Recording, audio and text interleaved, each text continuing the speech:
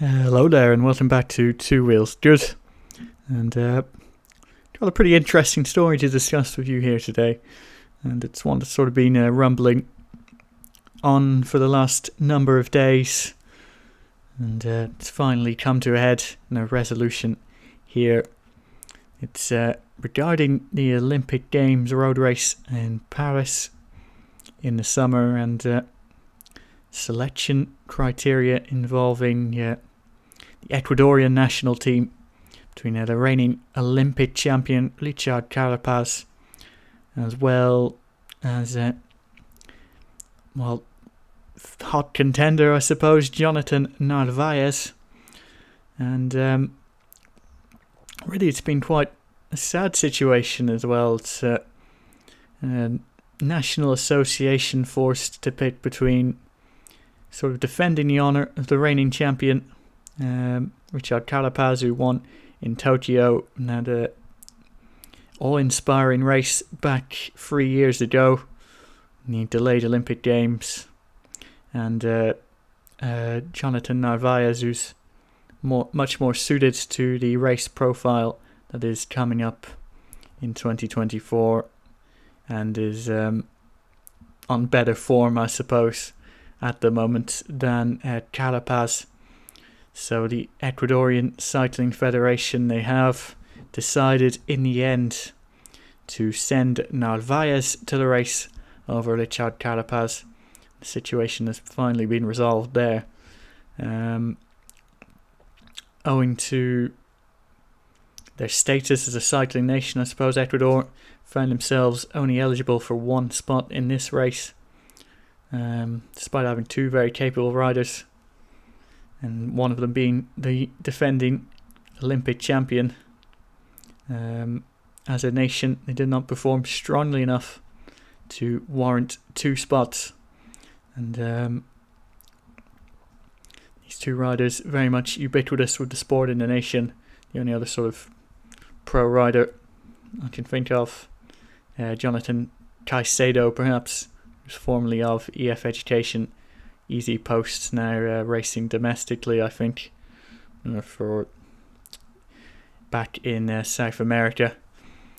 But Richard Carapaz, when it sort of emerged that Narvaez would be selected for this race, he aired his grievances very publicly over social media. He started lobbying for a campaign for transparency regarding the selection process for the Olympics. He was very angry as well that it was based on UCI points that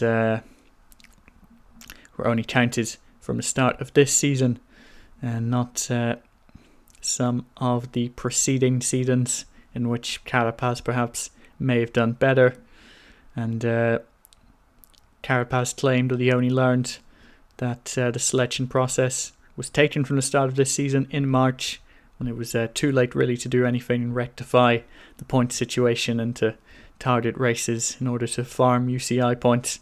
Narvaez, of course, made a very strong start to the season, and to be fair to him, he's carried that forward beyond that. And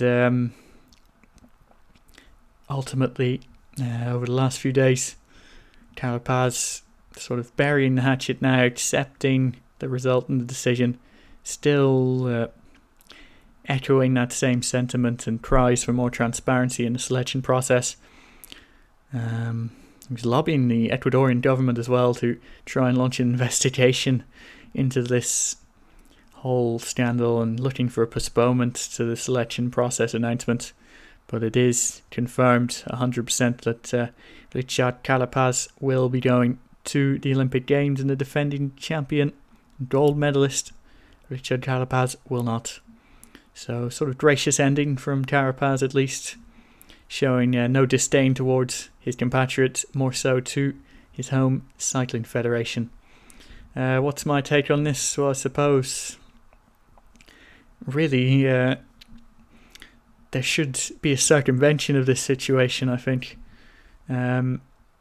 Surely the defending champion should get a wildcard spot automatically outside of these sort of federation rankings, because it's not implausible that a Federation may not pick a defending champion on merit, given the sort of variation in stage profile, and it could be a climbers Olympics one year and a sort of pan flat one like in London, or it wasn't pan flat, but much flatter race like in London in 2012.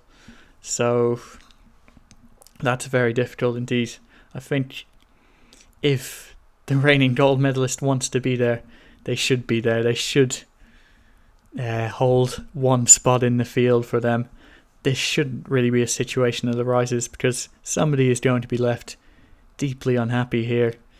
And in all honesty, the Ecuadorian Association, given the hand that they were dealt by the powers that be in the IOC and the UCI, well, I think they made the right decision, to be honest. Looking at the profile for the Paris Games, that does not look like one in which Richard Carapaz would thrive. I think he needs a little bit more meat when it comes to some of the climbing, etc. A few more raw climbs than that in order for him to succeed. But it still would have been brilliant to see him on the start line and challenging this, because feasibly he could still be a bit of a menace on a platform, on a profile like this.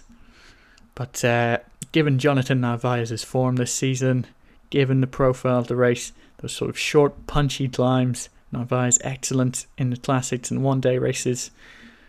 And this is his playing ground, really.